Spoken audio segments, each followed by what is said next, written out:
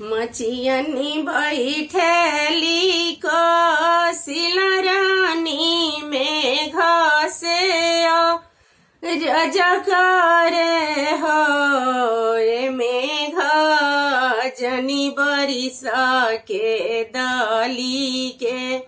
बनवा तीनों रे प्राणी भींजले तीनों प्राणी व्याकुल हो ए मेघ जनी बरिस के दली के बनवा राम मोरे भींजले लखन मोरे भींजले हो के जे भींजेला बेला तारा के बुर तारा हो ललना के जे भींजेला आशोक तर तीनों रे प्राणी व्याकुल तीनों रे प्राणी भींजले हो राम जे भींजले बेली तारा लक्ष्मण बा बुर तारा लक्ष्मण बा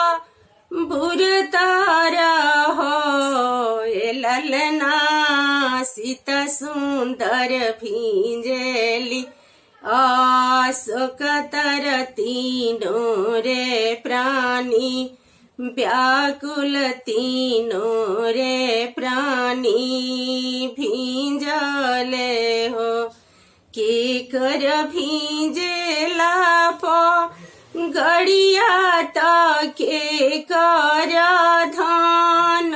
भींजे के कर धान भींजे हो ललना